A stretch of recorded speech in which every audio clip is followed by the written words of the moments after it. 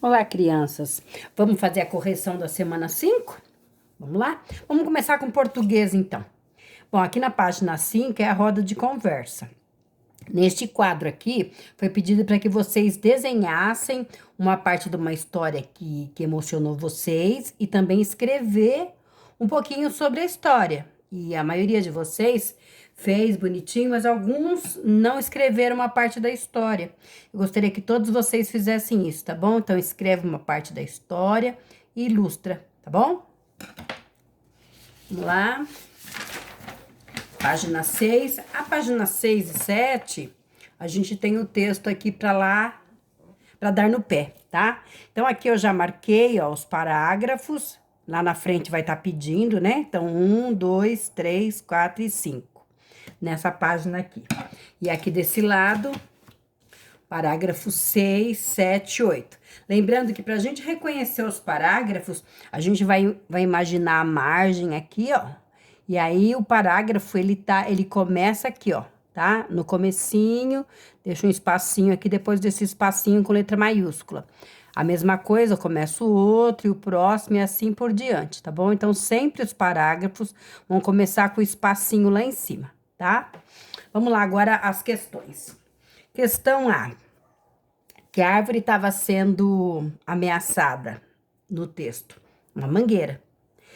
Quem vivia nessa árvore? Então, viviam vários animais: bem-te-vi, pintacilgo, juriti, pombo, marimbondo, formiga, mico. No quintal de quem estava a árvore? Da dona Tina. O que foi feito para impedir que a árvore fosse derrubada? Foi feito um grito de guerra, cartazes, né, etc. Que notícia provocou toda essa manifestação? A notícia é que ia derrubar o pé de manga e no lugar ia construir uma casa. A árvore foi derrubada? Não, não foi. Por que Dona Tina ficou tão irritada? Porque a notícia era um boato, né? Que castigo a Dona Tina deu pra molecada? Ela nunca mais deu manga pra molecada.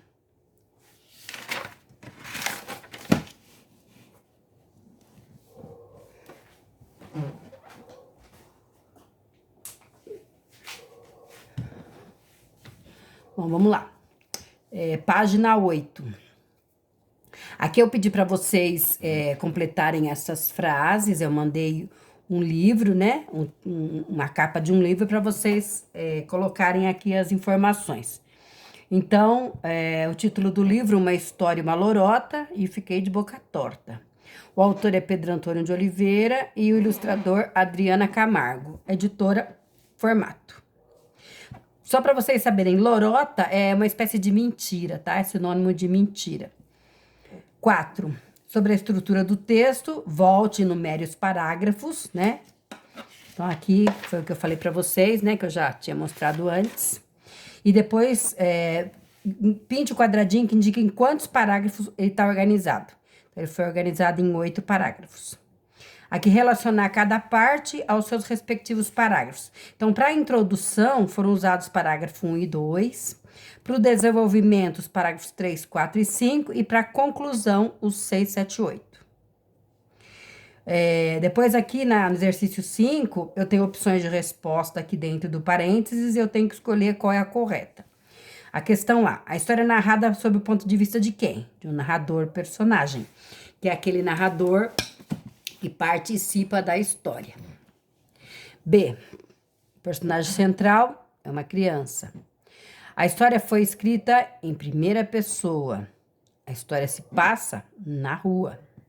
O conflito gerador da história foi a notícia de que iriam derrubar uma mangueira lá no quintal da Dona Tina. A notícia gerou uma manifestação, um protesto entre a molecada da rua.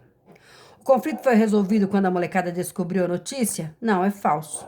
Essa afirmativa é falsa. Aqui na página 6 tem um texto para se ler e fazer o que vai estar se pedindo, tá? Aqui localize e copie as características da árvore.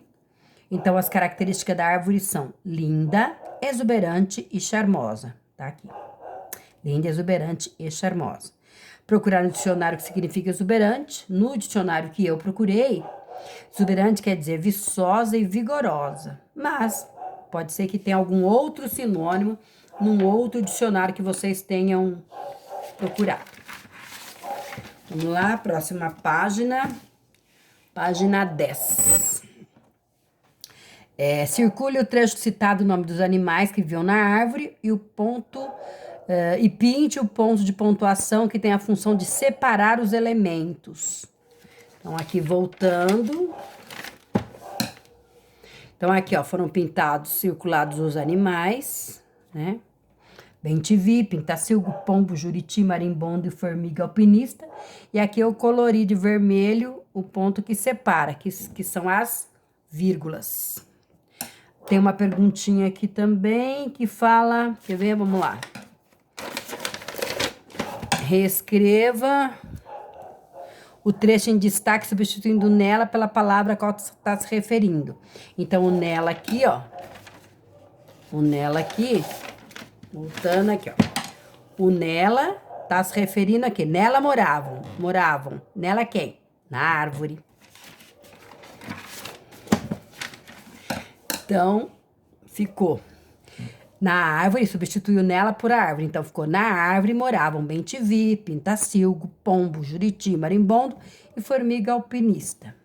Na E, desenho o papagaio de seda que morava na árvore. E escreva os outros nomes conhecidos. Na verdade, esse papagaio aqui é de seda. Seda é um tipo de papel, aquele papel de balão, né, fininho. Então, papagaio de seda, na verdade, a gente conhece aqui em São Paulo como pipa, né?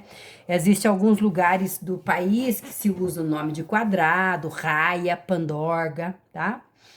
Bom, depois do material de apoio, foi pedido para que vocês fizessem uma pesquisa na imagem dos animais que viviam na árvore. Então, eu estive olhando a pesquisa e ficou muito boa, tá? Gostei muito que vocês fizeram, ficou ótimo.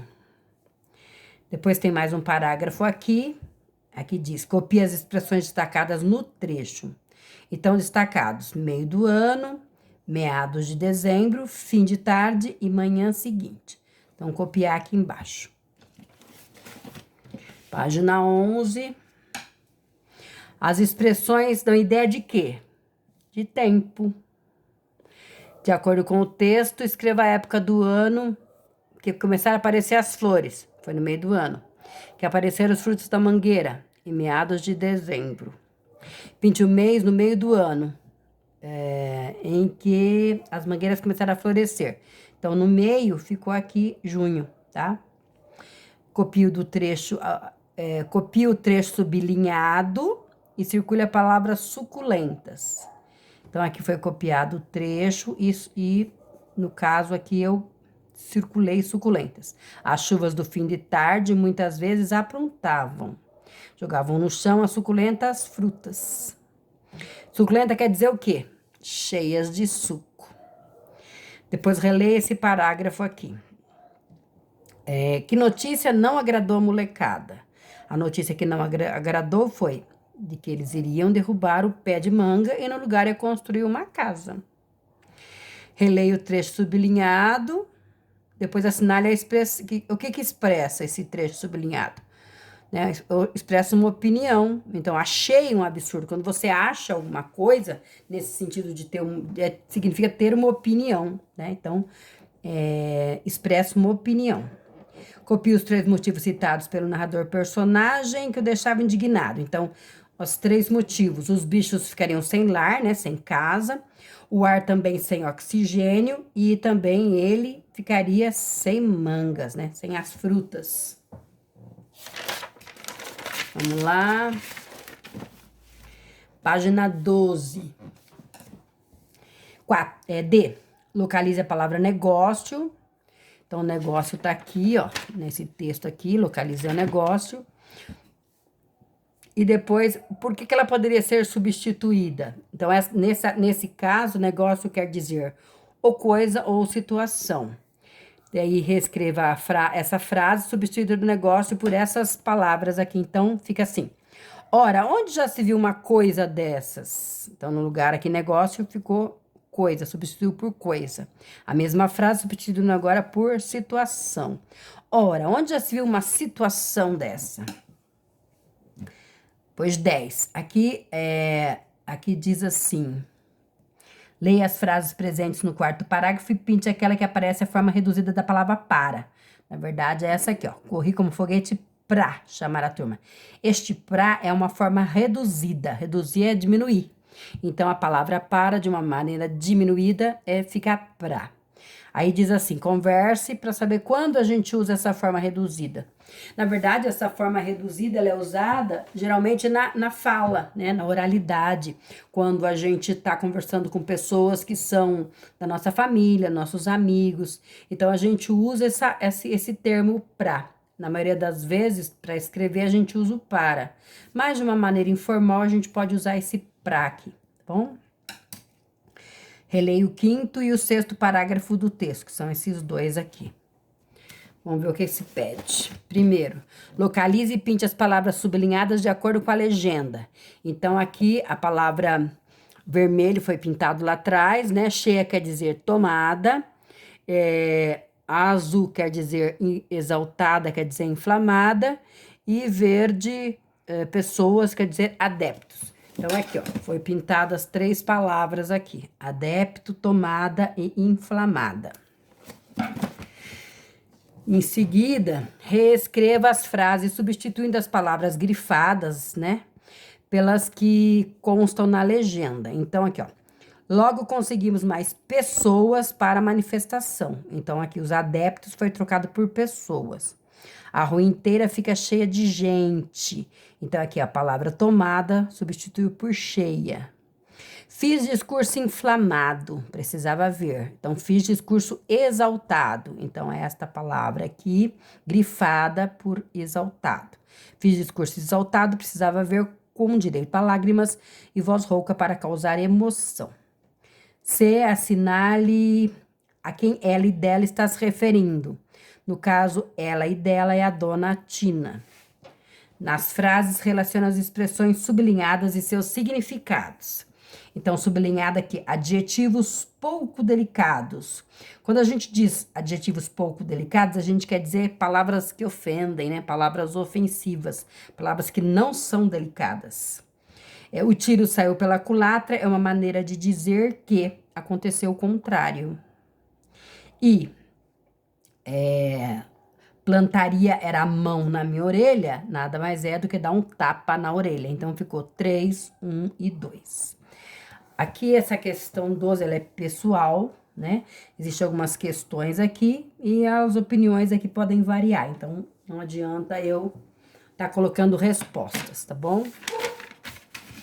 Vamos lá, página 14. Releia o 7º parágrafo, que é esse aqui, e faça o que se pede. Questão A. Qual foi a notícia boa e a ruim no texto? Então, aqui eu pintei a boa de vermelho e a ruim de verde. Então, a notícia boa era que o pé de manga ele não foi derrubado e os bichos não ficariam sem lar e o ar não perderia o oxigênio. Qual a notícia ruim? Que tudo não passou de um boato, né? Aqui, você sabe o que é um boato? Pesquise. Então, boato eu pesquisei, né? Embora eu já soubesse, mas eu pesquisei no dicionário. Boato é uma notícia anônima. O que quer dizer uma notícia anônima? Que não tem nome, você não sabe quem que falou, né? Você acaba não descobrindo quem falou. E também sem confirmação, então não é certeza. As pessoas falam sem ter certeza. Então, isso é um boato. Localize no trecho citado a palavra mico. Aqui em cima, mico. E quando a palavra mico se refere em animal. Então, quando for situação vexatória, em vermelho. Veja que mico quer dizer, nossa, né, que vergonha. Então, que vexame. Então, aqui é a parte em que tem uma situação vexatória. E depois, quando o mico se refere ao animal. Então, aqui no caso, ó, um mico morando lá nas alturas. Aqui neste caso, essa parte verde aqui representa esse 4, que é quando representa um animal.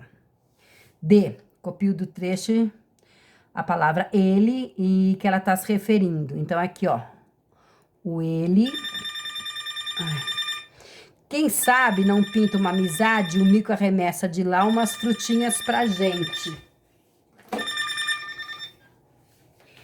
Quem sabe não pinta uma amizade, o mico arremessa de lá umas frutinhas pra gente.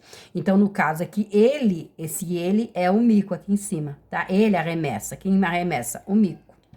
O trecho que você copiou expressa o quê? Um desejo, tá? Uma vontade, né? 4, aqui foi pedido para fazer no caderno, mas se coube aqui não tem problema não, tá? Também é pessoal, não tem o que eu dizer aí, porque cada um fez uma resposta diferente. Vamos para 15. 15, acabou. É isso, gente. Obrigada, espero que vocês façam a correção. Bom trabalho aí para vocês.